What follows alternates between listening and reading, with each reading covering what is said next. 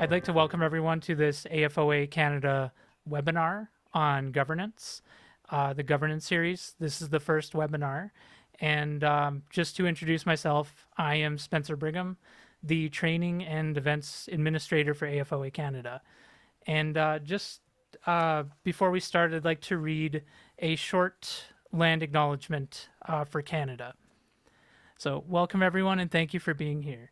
I would like to acknowledge that we are on the traditional territory of the First Nations. This land continues to be home to diverse Indigenous peoples, whom we recognize as contemporary stewards of the land and vital contributors of our society. We honor the traditional lands and homelands of Indigenous peoples in communities across Canada, including First Nations, Inuit, Métis, living both on and off reserve in rural and urban communities. And just a bit about myself, I am Ojibwe, so I'm from Bikajwanong First Nation, also known as Walpole Island in Ontario. And without any further ado, I'll hand it over to your facilitator. Hello, everyone, and welcome to the Roles and Responsibilities of Council and Executive Management webinar. To begin, my name is Harold Sagoswayanto Tarbell. I'm a Akwesasne Mohawk. My Mohawk name means he helps them to their place, or he sits them in their place, and in respect which the clan mothers and faith keepers have given me in respect of my career and my role as the meetings helper, as a chair and a facilitator. I do want to give acknowledgement not only to my home territory, but to the Squamish Nation territory, where I have had the great privilege to live and work for a couple of decades and now, and from where I am joining you today. I do want to acknowledge Spencer's land acknowledgement as well, but to specifically refer, of course, to the Algonquin and the Anishinaabe peoples there, and to the traditional territory, the unceded territory of the Algonquin people in Ottawa in particular. In terms of governance, my background is I've been a former tribal chief on the U.S. portion of Akwesasne, which is kind of an interesting our situation there being in New York, Ontario, and Quebec. And I've done quite a bit of work, of course, with our own council and a number of councils across the country, both in terms of governance training, but also in terms of strategic planning and some comprehensive community development. And I spent a number of years working with national chiefs. I've had the great privilege of work directly and indirectly with all of our national chiefs. In particular, I worked most closely with National Chief Ovid Mercury during the Charlottetown constitutional negotiations in the early 1990s. And for 12 consecutive years, I was very fortunate to have what I refer to as the difficult privilege of serving as the speaker for the Assembly of First Nation, co-chairing all of their special chiefs assemblies and annual chiefs assemblies, which quite proud, quite a good career mark for me. Just in terms of our work today, I'll get Spencer to share screen and show you the PowerPoint. And it's going to review our stuff we'll talk about today. I'll talk about today, and as Spencer noted, if we have time to draw you into a Q&A session, we will do that. I want to thank AFOA Canada for preparing the curriculum for us. And just give Spencer a chance to start this at the beginning there. And let's go straight to slide 2 once you get that started from the beginning. You are in presentation mode, Spencer, and so I do note that it's not like there's any secret notes in here, but if you could find the single screen, I think it's a little easier on our participants. But as you're doing that, I will note that second slide that you saw there is our agenda today. And we're going to try to touch on a few things, some governance basics, as you'll see on that slide, and a little bit about the meaning of governance for us, and the system itself and some of those roles. So we'll touch on that. I'll also try to do a little bit around distinguishing between governance, governance, leadership, and management, and just try to, which are interesting terms that we like to use. So we'll try to clarify that as we go through a little bit as well. On the roles and responsibilities piece that we'll get into, so we'll focus on dig in a little bit on council's roles, and then dig a little bit on the executive management administration roles. And I'm going to actually separate out, I'll just do a little bit on separating out the executiveness of some of our management responsibilities and touch on that a little bit. And then we wrap up with good governance practices. Just a couple slides there on some of the principles, and I'll call them the capacity building initiatives that you could be thinking about, some tips on that. And yes, Spencer, we're still in fact, the share screen right now is not opened. The PowerPoint is not opened fully. And so we'll ask you to get that, try to reset your settings to, let's say, a normal presentation mode. Again, it's a little bit beyond me in terms of how to do that, but I'll ask you to, keep giving that a try. And even if you open it up in presentation mode and it shows the second slide, that's not terrible either. So we'll let you work on that. One thing I will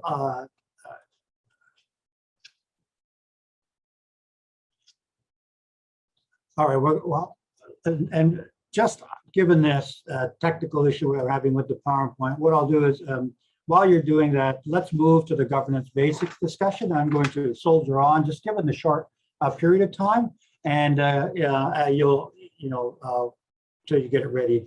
Comments, Spencer? Okay. Does it look okay on your end? It's still obviously not started. It's still in the pre-start mode, but you've expanded it, so I think that's as good as we're going to get. And let's not play with it too much. Okay. If any of the participants can let us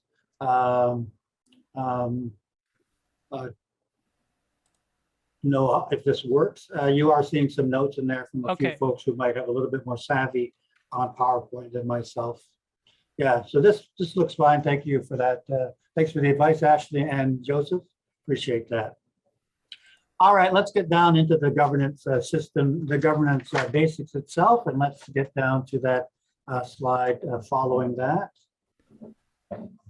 Okay, let me just reshare this because I think I have to share the full screen. That'd be great. And we're going to go to slide 4 when you're ready. Okay.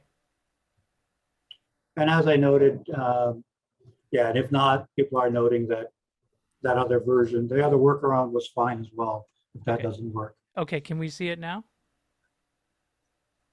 Awesome. Yes? Okay. Appreciate that. Thanks for seeing that through, Spencer. I do appreciate you doing that.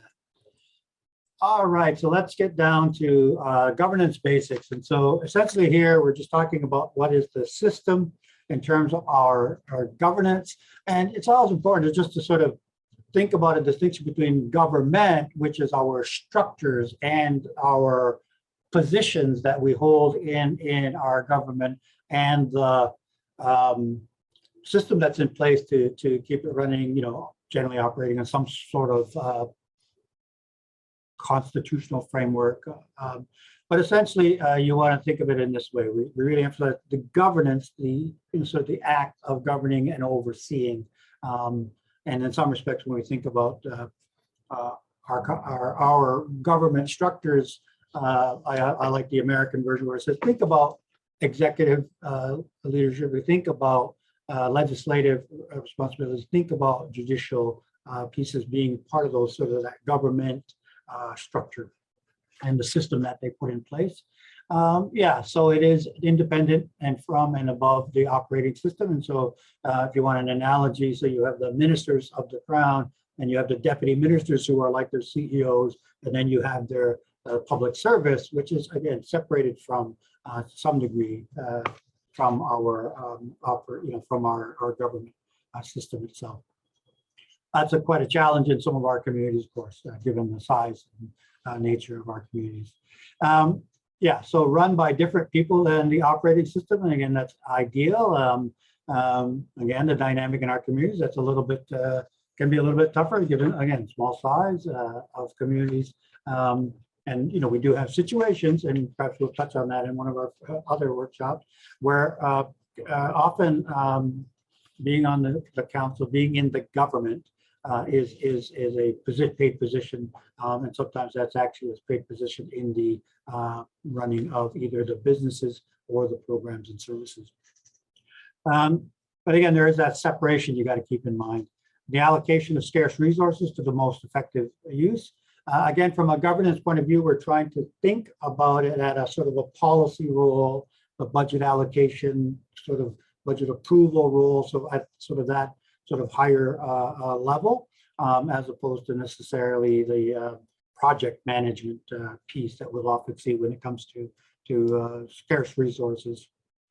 And there's, when you look at that, the way that's phrased, in terms of the allocation of scarce resources to most effective uses, that does sort of imply a more strategic focus to that allocation process rather than an operational. And what does the government system do? Again, establishes those strategies and objectives for the operating system. And so that separation of governance from operations in terms of implementation of the plans, for example, is a piece there. And then so again, we'll touch on strategic plan in another webinar, but really looking at those priorities and sort of longer term focus. So keeping that in mind. Next slide, please. A definition of First Nations governance. So the functions of government in one sense, or the functions of a board is the other way of looking at governance to help with that distinction. Establishing rules to coordinate our actions and achieve our goals.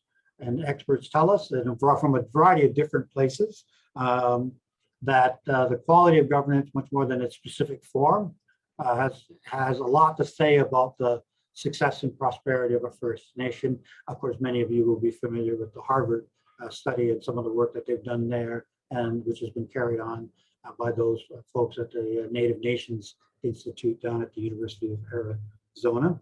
And I do always give a shout out to AFOA Canada for doing their work with the Harvard Business School. The other one, societies that govern well simply do better. Again, an emphasis there. And then one of those pieces in that research is strong and appropriate governance increases the chances of effective meeting the people's needs. And it does sort of lay out, when you dig into that, a little bit of some of those principles. Cultural match is a good one that they like to talk about, for example. And on that, this definition, regardless of whether it's an elected system, whether it's a self-government system, whether it's a treaty-based system, whether it is a hereditary system, in a sense, the role and the functioning, while different, still is needs to do that. And in our case, we often see First Nations governance being not only the protection and assertion of rights, but the improvement of the quality of life of our of the constituents, of our members, and of the people. This particular one here is actually from the BC AFN toolkit on governance toolkit called the Guide to Nation Building, which was produced by when under regional chief of the day, Jody Wilson-Raybould, of course, who many of you will know as the former Attorney General and Minister of Justice. Next slide, please. So we are, Spencer, if we can move to the next slide. Thank you very much. And so again, just thinking about those roles and the interplay between them. Oftentimes you'll see this as a reverse pyramid where the government is on the top, but of course in our context, we look at the communities and the people, and in a board situation or a business situation, you'd look at the owners as sort of being those constituents, but those constituents being the entire reason for being of our governance and our governing bodies. Yeah, so then they select, elect, appoint, guide, monitor the council and any other governing bodies that are put in place in terms of the next piece. And then of course, and that then flows down into the work, and then you see your management, your staff, and sometimes volunteers are working on that, particularly in a small community or in a small organization, particularly not-for-profit organizations. You'll see a lot of that important volunteer role as well. And again, that as you look at those, and so how this gets structured and the flow of the work, and in some respects, flow of the authority. And then as you carry through on this slide, Spencer, you'll see, again, just reminding ourselves that there's this accountability piece, we call it control on this slide, that again works our way back. So in some respects, management, employees responsible to the band administrator CEO, CEO band administrator responsible to the council, chief and council responsible to the community. Looking at the next slide, we are going to shift into the differences between council and executive management. And I just a little bit here on that piece about the distinctions to be made. And so when we look at this next one, it's there's a distinction to be made between leadership and management. And so leadership, we can think of it in terms of elected positions or hereditary positions or positions of authority, those which we define as leadership positions. But there's also leadership skills, leadership competencies, leadership qualities, and everyone has the opportunity to exercise and express their own leadership qualities. So I call it the small L of leadership. I like this one in the sense that it kind of puts it in a bit of a planning framework. There's lots of these out there, and I have made sure we've kept a source on this particular one. But if you look at the red there, it is talking about essentially a planning cycle, and you'll see that in a number of things. What are we planning to do? How are we going to get there? And then, how do we get to the results we want, and how do we make it happen? So what's the initiatives, strategies, initiatives, activities, tasks we're going to do, and then what are the outcomes? What's the change that comes from this, or is it simply that we have met our deliverables, so to speak?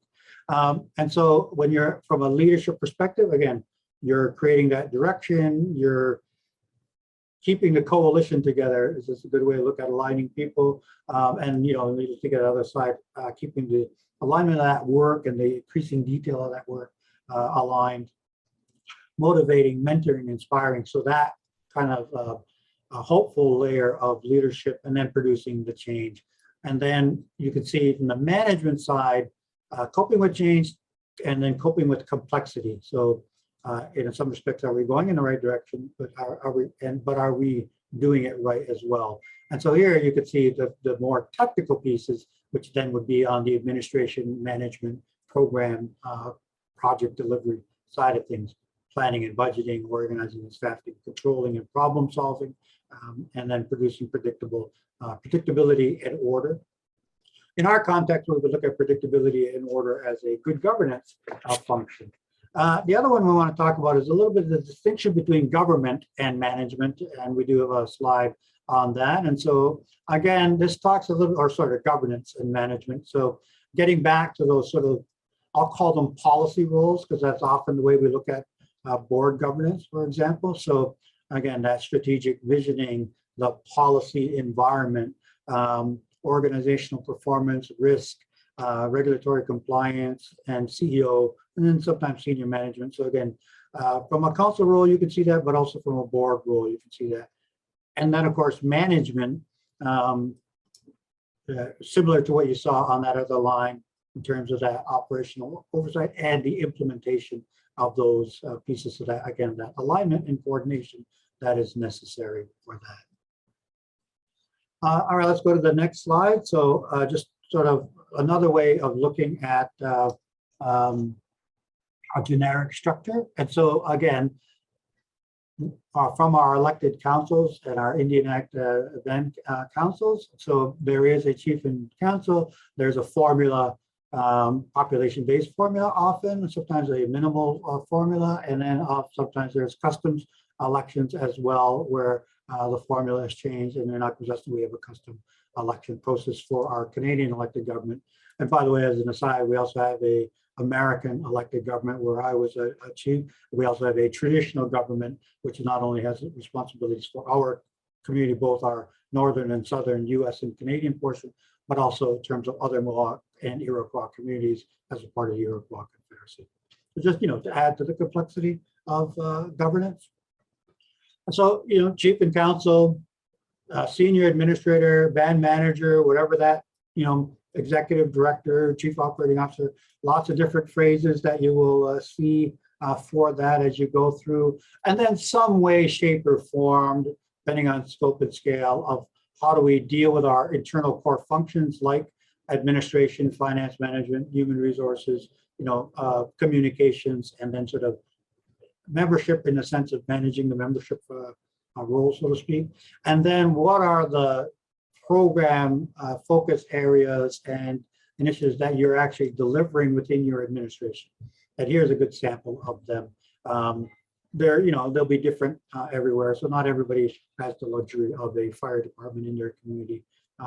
So for example, but largely we will see health services, and that's often the largest part of our budget. Social services coming in a close second, education coming in close a third, very often.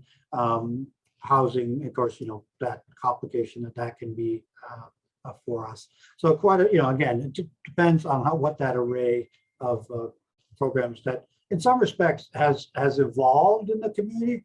And I do remember once a couple of decades ago, the department did do some work around that, sort of creating management structures, right down to even creating filing systems within our band administration. So that's our generic structure, just and in some ways it's sort of a fairly North American structure, or fairly generic structure overall.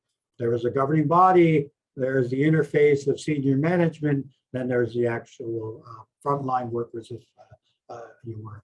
All right, let's look at the next slide just to give a little bit of elaboration in terms of those three pieces. So again, the people, the government, and the governance role, and then the administrative role.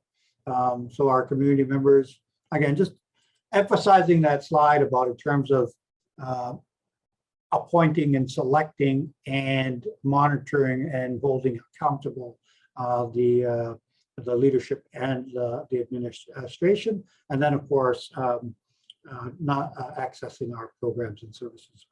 Chief and council in terms of their government role, but to exercise their governance responsibilities, the accountability, the providing of that strategic direction where you can, and oftentimes it will get down into some operational direction, and that's can be a fairly wavy line sometimes.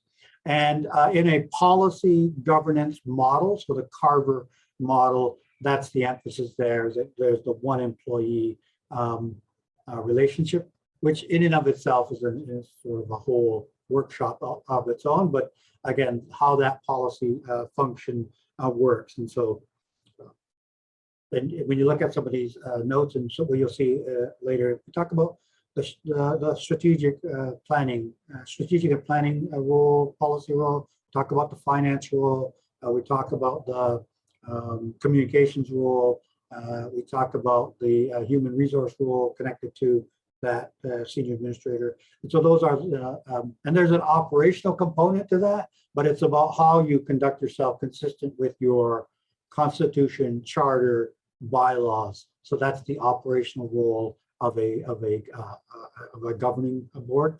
And that's one of those words which gets used in a couple of different contexts, and it's important to pay attention and be alert to when that context changes, because lots of our politics are around the distinctions about those words. And of course the administration, right? So implementation, operational responsibilities, that connection and reportability, back and forth connection with chief and council, service delivery, accountability. Of course, in the Indian Affairs model or in our government model, there's that accountability to our funders as well. And so we build that in sort of into the roles that we'll talk about for them. All right, let's go to the next slide. So again, just to re-emphasize that relationship.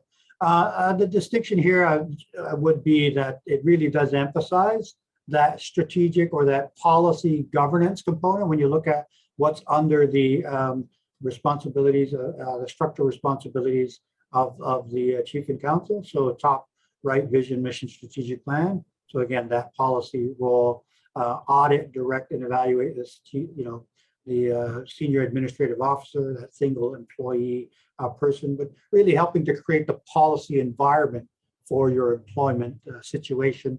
approve budgets and work plans. Largely it's budgets. Sometimes it is work plans. Again, that can vary depending on size and scope of community, how how that is evolved, how that is particularly structured, how you've structured your policies about that interface, could change there. And then of course, organizational oversight, are we functioning well? Are we going in the right direction? And, are we doing it well? And again, some kind of structure there in terms of what that programming would look like. All right, let's go to the next slide.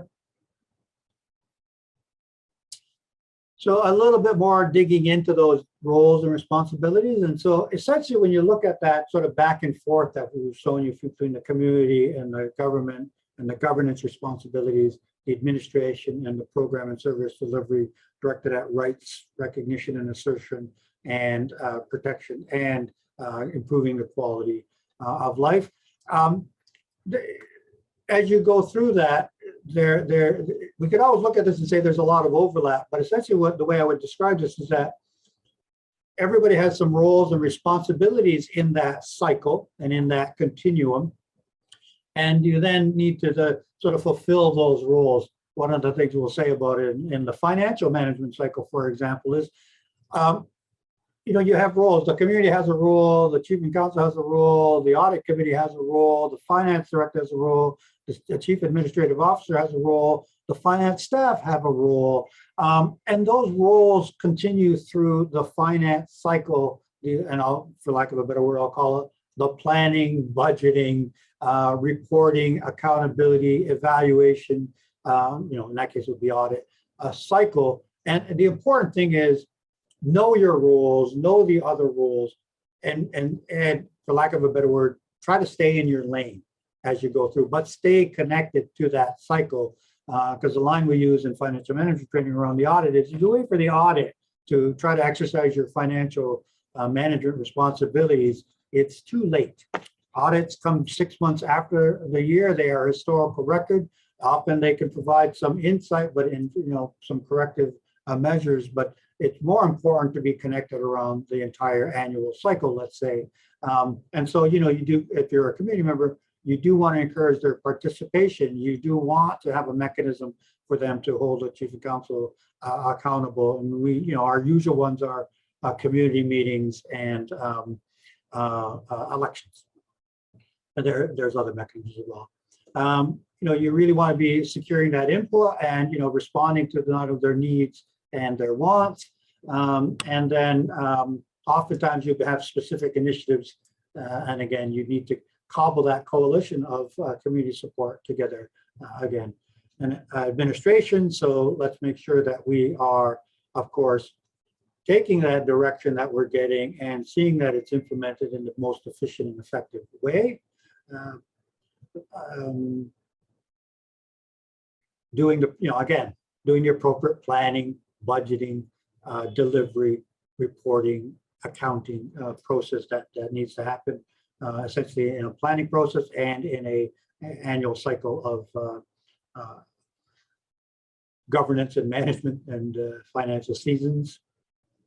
And that's where you're looking for your expertise. So as a chief, I was fortunate enough to be a good brief, and I could appear to know what I was talking about in certain subject matters, for about a week at a time, for the length of that session, and then move to the next item. But you do need people with that detailed technical expertise around whether it's economic development or housing or environmental sustainability, et cetera, et cetera. So you can see the need for that knowledge, skills, experience, and attitudes, the competencies that we often talk about.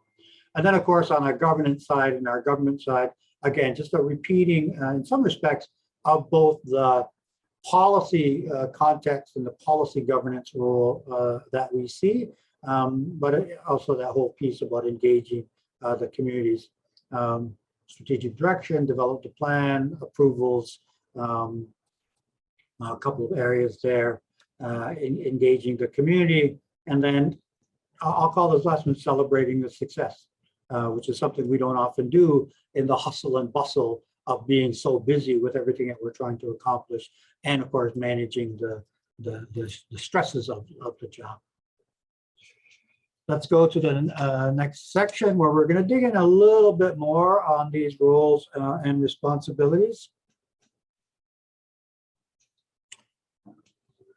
Yeah, council's essential function is the approval of budgets and strategic plans. Again, if you're in the council, you may take a different view of that. And so it is finding what are those priorities. And I know a challenge for our government leaders, and I've actually had this said to me in strategic planning sessions, is we can't prioritize everything is important when it comes to the door of the chief. And that is the dilemma that we're dealing with, even as we have these, ideal structures and scenarios. There is the reality, of how scope and scale, capacity, the tone and tenor of our politics, which can affect all of that. Let's go to the next slide. Again, so just digging in a little bit more to that slide that we just saw in terms of some of those roles and responsibilities. So in terms of the community's responsibilities, just digging a little bit more on terms of the kinds of input and where you can, and it's not only where you can, but where there often is a great interest. And, so again, where are we going? What's our hope for the future? Which parts of the community are you going to be developing? How are you going to improve this overall community, particularly buildings and facilities and infrastructure? That becomes a big deal because it's also visible and often so necessary in order if you're going to fully develop your land and your community. And then, of course, governance. Are you just doing your governance role? And, that whole piece and how that might relate to my re-electability. Just looking at these, we've talked about that. I think another additional one here is that exercising the right to vote in an election. So again, as a government, you are helping to put that system in place and defining that.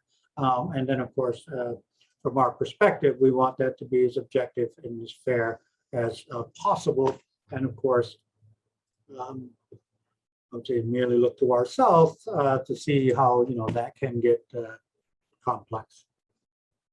And then, of course, membership, just ensuring that well, here for members, get out and vote. Council, make sure that that's there. And then here, accountability, finding some level of accountability.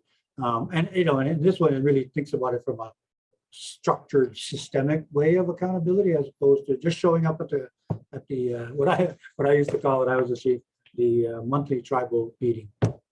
Meeting. Chief and council, again, digging in a little bit more here. That communications piece, documentation, information management becomes, making sure that that's available. You need that as a leader in terms of making as informed decisions as possible. And then, of course, that supports as well comes from your administration. The chief should work with the council to assess policy priorities. And so in that structure of the generic structure and in the board structure, it often is, unless clearly defined, or even when clearly defined, where the chief may have distinct responsibilities, it is often the role of a collective. That's particularly true of a board. And so that maybe the example I'll use is the AFN executive is charged with making collective decisions which guide the work of which implement chief's resolutions and guide the work of the national chief. And that sort of how do you exercise leadership in that? How you maintain that coalition, that consensus there? How do you find priorities again? On that level, and even in our levels, on a fairly complex and multi-sectoral responsibilities, that could be the challenge. And so again, we do it, and just to be frank, we do have those situations, and we see it all the time, and not just in Indigenous communities, but in every governance we know of, where there is that differentiation between the executive and the legislature, for example, the chief and the council. Within the council, like I did a strategic plan once for my community, and I actually put in there that they would create a mechanism for when the council arrived at deadlock, because it had become a thing we did counsel in and counsel out. I'm not sure if they ever developed a mechanism for that, but it really did put a finger on that issue and required them to give some thought to that. And so it has changed, in a way, the nature of that. I'm not as deeply involved in our law council of Acquisition work. But again, so they've managed that pretty well, and we haven't seen that public,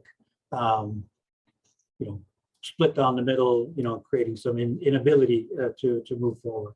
So again, that's really what you're trying to get at, and policy priorities, right? Taking that policy framework versus things, activities, or projects, trying to distinguish that. Yeah, just be aware, right? So the duty of care we'll talk about. You got to be aware of the policies.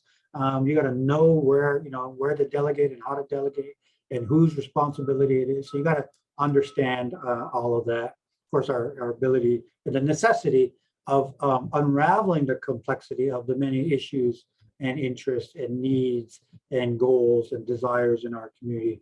Again, that's our job as a chief and council.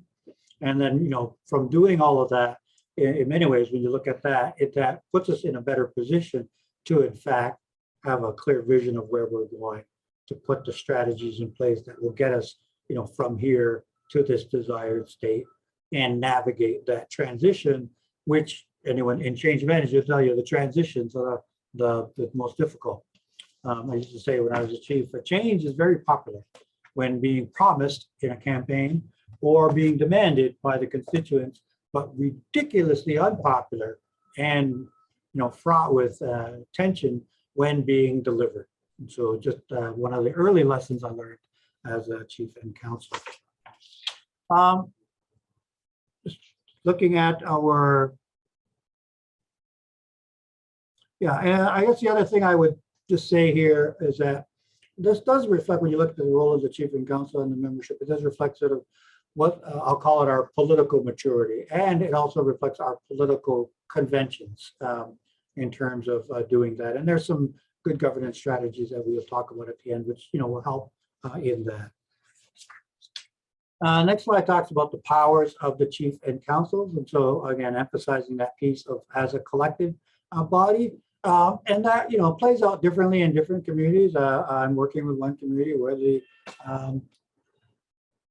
current chief, previously becoming the chief, sued the council, then became the chief, and had a falling out with the council, and but still continuing to operate. And how do we manage programs and services, meeting the needs of people in that complex situation? And that is the, let's say, the the hard task of governance is really, despite all of that, how do you continue to protect the rights, assert the rights, exercise the rights, and improve the quality of life of our people.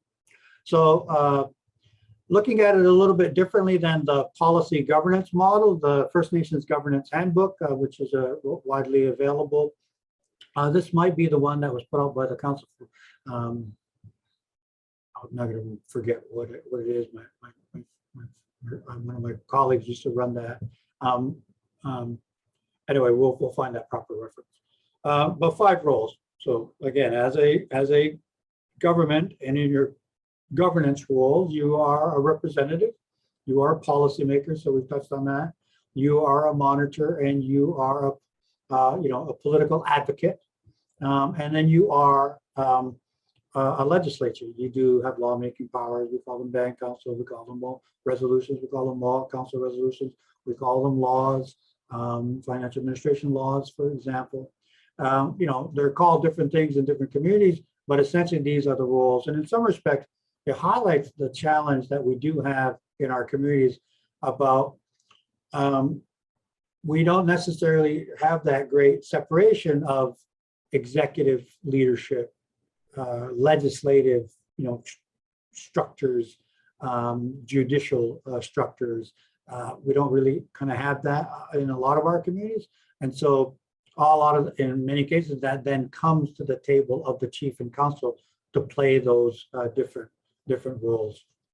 And land disputes was a big issue. I recall when I was a chief a few decades ago now. But again, so you are representing interest, both representing your interest of the community members, but also representing the community externally. And so that's kind of that whole issue around being collective, finding those strategic priorities. That's kind of where that will play out. The policy making role, again, we've talked about that. The supervisory role, we've talked about that. Yeah, and again, the lawmaking, and just remember that those are often require some, significant expertise supporting you to fulfill those roles. All right, let's go to the next slide. Again, just hammering home this idea about how those various roles play out in a policy environment, a policy and procedure environment, whether it's informal, inherited in a way, whether it is documented.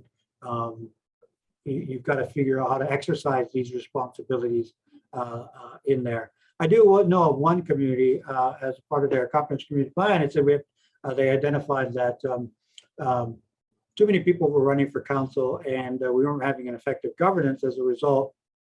So they put in a rule that if you wanted to run, you had to take a course. You have to pay for it. So you have to have skin in the game, and you have to take an orientation before your name got on the ballot. And in face of pushback, they said, well, that's what people asked for. And it did reduce the number, and it did create a situation where people arrived to this complicated job a bit more informed. I, like many others, was young enough to make the mistake of going straight to being the chief, as opposed to going through, learning a bit more as I went through the council, go through the council positions. And since that time, my advice has always been, work in the system, be on the council, then think of the leadership and build your strategy and your plan for that, fulfilling those roles as you go through that. So it's a bit longer term approach to that, which, hard to manage in a community process.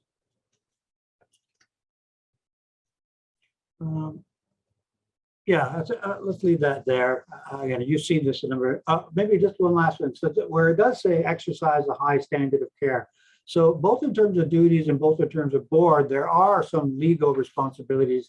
And you'll see on the next slide that we do sort of touch on what those are. So high standard of care, is that just be careful, or is there some guiding framework for it? And often from a board point of view, and depends on what your charter or your constitution, what your policies and procedures say for your government and your governance, it may be in there, but we'll see it on the next slide. So these are some of the legal duties.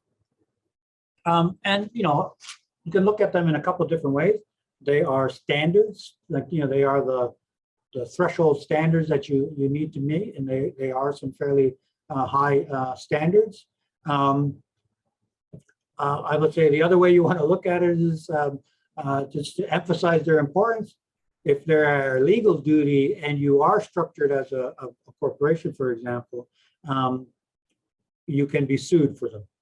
So you do want to be careful. So when you're on a board, they make a big deal about indemnity insurance, and that's kind of one of the reasons for that, because there can be not just political pushback, but there could be some legal pushback as well. So particularly the duty of care, of course, informed decision-making, doing your homework, being engaged. Yeah, duty of skill. You don't have to be an expert, but be a good brief at best. You can. Duty of due diligence. So have you done your work? Are you connected? Due diligence also applies when you're making big financial decisions, and there's often a process for what that could look like. So it's not just an imaginary, something you have to create in and of yourself. There are good structures for that. So I do like to say, when you look at all of this, I'm not a lawyer. I work for lawyers. I've been a chief, so I've encountered all of this. I've directed lawyers, been bossed around by lawyers. But essentially, what I like to say at this point is the chiefs passed a resolution that we are lifelong learners. And really this, when you think of these responsibilities and the work that you're doing. And that's incredibly important. And, I'm a strong believer. My joke is, at least I personally get to help implement one of the thousands of resolutions that I've overseen as a chair in their discussion and passing. But it is my favorite resolution because it just reminds me, even in my advancing years, just really stay alert and to, continue to be open to learn new things. And I will say, as a Mohawk, that's incredibly difficult for me because I can be very stubborn in my ways. So, all right, let's look at the roles and responsibilities of executive management. And so we just have a couple slides left here. I do want to talk a little bit about, we've talked about the administration, we talked about the senior administrative officer, we've talked about program management and program service, some of those roles. You've seen that a bit in the slide. I don't want to talk about this word executive, the executive of it all. And let's go to the next slide. But the distinction I'll make is sometimes you'll see organizations have a chief executive officer, and they also have a chief operating officer. And the distinction is the chief operating officer often will be dealing with the policies and procedures piece and the HR piece and the budget, is the planning, budgeting, delivery, reporting, accountability cycle being well managed. And so operational at that level. So into the organizational details. CEOs focus on a broader thing. And so to me, the executiveness of the leadership, when you look at it, sometimes you can think that that's, and it is reflected in what we've talked about for the chief and counsel's role. But Deloitte, I'm not sure, the copy I have does have Deloitte. This is on their website, so it's publicly available. But this is a framework they use in assessing and evaluating and headhunting for executive level positions. And so it's like, what's the difference between that? And I do see that CEO, COO is a nice way of thinking about it. AFN had that for a while. We had a chief executive officer, chief financial officer, we had a chief operating officer, chief financial officer. These days you'll see a chief information officer. There's a number of chief officers that are happening, but again, it's to get to that more executive level. And it really is when you're in our government situation and in a governance situation, it's also a stronger mesh between the policy governance roles and those other roles of chief and counsel and the work that we do in our administration. So here it is. So the operator piece, of course, is clear there. So that everybody kind of knows that. The steward, that's really saying, everybody has assets and our structures and organizations are part of that. And so you do have to be protecting that and where you can enhancing those. The strategist, that whole piece about also having that sense of where are you going and is this work that we're doing getting us there? So not only are we doing the work right, but are we connected to doing the right things and getting us in that, moving us in the direction that we want? Because what happens a lot of times, you'll see chief and counsels this happens to, and managers, event managers and managers, there's an incredible amount of work that is there. I use that financial cycle as a piece, and there's a slide we use called year-end work, and the list in there is like mind-numbingly long to a non-financial person, but it's all the things that are going on in your finance office, towards year-end, and it's just amazing to see that. But it's really just making sure that, in fact, we're doing that, but we're not losing sight of that. And so it kind of gets to that piece that the chief said, I can't make priorities. It's hard for me to do that because I got to deal with this. The catalyst is really then, you also have a responsibility to create the change. And as I've noted, change is popular when asked in the abstract. But there are strategies that are in place. And so there's a whole field of work on change management I'm very fond of. And that, that's really what you're trying to do. A catalyst, creates change, often we talk about catalytic act as something you can do that sort of opens the floodgates and opens the door to a host of other achievements. And so you are trying to figure that out. And that's the executiveness of it. We're sort of running out of time here, but I do want to just touch basically on these next few slides. Yeah, so responsibilities of management. And I've kind of touched on that when when you look at this cycle here, that is the way I've described it. The planning, the budgeting, the delivery, the reporting, the accountability, the assessment, and sort of building that around, and then, continuous improvement, and then continuing that cycle. And they play out in all different timeframes, but that's kind of what the work that you see there. And then this one that sort of says, often as you're getting into the detail of that, it changes to different layers in your government and governance and management and administration. The next one talks a little bit about the distinction between the role of a band manager. I think we've touched on this quite a bit. So there is that especially that senior level, there is that interface that's really responsible. And then in terms of role of administration staff, it is the details, it is the sector responsibilities, it is those sector deliverables that really are you need to be doing. All again connected to the community's needs, wants, desires, direction. Good governance practices. This we'll go down to that slide. This one essentially lays out some of the principles. Go to the next slide, please. And I won't touch on a lot rule of law. In some ways, there are legal responsibilities. I also look at that as sort of the effort to create objective systems of governance and management in the midst of our political realities. So again, the characteristics or the principles.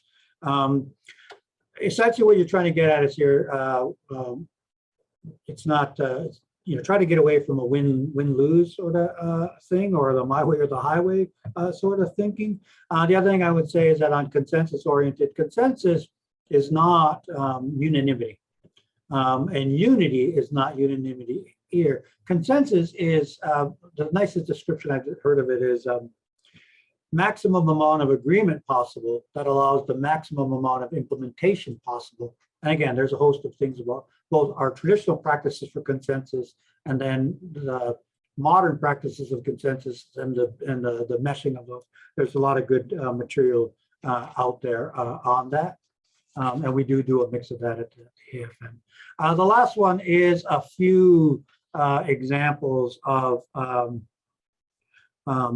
some practices you can do, and let's shift to that slide. So these things are intended to help orient us and to frame the work that we're doing in our various roles, oath of office, some checklists, due diligence, for example, and governance responsibilities, the policies that you need to do and sign, the orientation package, what does confidentiality really look like, particularly in our often close-knit communities. And, let's be realistic about that. Again, policies, procedures, charters, constitutions, what's the nature of those? And one thing I would say about good governance practices is that because we get caught up in many things and we're busy on many things, a lot of boards and a lot of governments don't spend time on building their governance practices. And so, it's kind of looked at as the boring policy and procedures work. But in some respects, documenting that can, in your own way, as opposed to cutting and pasting, that's an important piece. And you'll see a lot of these are important. The financial administration law, the audit committee, those are some legal requirements. Financial administration law is a part of the First Nations Financial Management Board's certification process and system development process as well, which enables you to then participate in larger lending through the First Nations Finance Authority. Social media policy in this day and age, I wouldn't claim to be. I'm kind of invisible on social media just because there's too much love there for me. But it is something you need to be aware of, and it is a big part of our political work. that we do. That's kind of it, I think, for our slides. Sorry, I've taken all the time, just, you know, blathering on about the topic, so I do apologize for that. But the idea here was to give you a good frame in a nutshell in an hour, and I hope to some degree that this has been very helpful to you, and I do wish you all well in your work going forward. And thank you very much for your participation. Anna. So thank you to you, Harold. And we do have 3 minutes left. I'm not sure if the meeting will cut off right at 3, but we do have one question in our Q&A. So would you like to address that Sure, question? what is it? Okay, so Francine Joe asks, do you or does anyone know if there's a governance model that incorporates a traditional Indigenous perspective, less top-down? I would think of two right away. So one is look to John Burroughs and Dr. Burroughs and Dr. Val Napoleon at the University of Victoria. They've been doing some work on Indigenous legal orders. And so in the recent First Nations Leadership Council Forum on shared territories and overlap, they made a presentation. Dr. Napoleon made a presentation. So some great stuff there. Also, Taiage, Gerald Alford, who used to be at University of Victoria, is in Ganawage working on that mandate that they have to build that mix. And so that would be my second place to look. Maybe Native Nations in the University of Arizona might have some stuff. I'm not sure. Personal reference I would make is to Grand Chief Mike Mitchell, who is a faith keeper, but also served as our Grand Chief for 25 years. And so kind of, has a good handle on how does that work. Okay, thank you. And we have one follow-up question, so this will be the last question here, also from Francine Joe. Secondly, is there alternatives to running a meeting besides Robert's rules that you have seen used successfully in the Indigenous community? Yeah, besides the tricks of my trade, yes. Yeah, by the way, I would look at a book. There's a lot. The AFN rules are actually not bad from a consensus point of view. But there's a book called Robert's Rules for Consensus or something like that. There's a couple of books on that, which says how do you structure a consensus process and really get a feel for that. So that's another good example of meeting procedures. The key on that, both Robert's Rules and consensus process, it's not about manipulation and control of the outcome of the meeting. It's about creating a forum where there's equity of participation and there is a dialogue that creates informed decision-making versus winning the vote or winning the meeting. And that's the interesting thing about Robert's Rules, which we inherited sort of a bad approach to Robert's Rules in the sense of most of us think it was to manipulate and control the outcome of the meeting, but that's not in fact what it's really after. But that's a good place to look, Francine, and nice to hear from you. Okay, and miigwech to everyone for attending this webinar. So we are officially concluding here. And if you're joining the other ones, we'll see you in the next. And thank you to you, Harold. Thank you, everybody. Have a good day.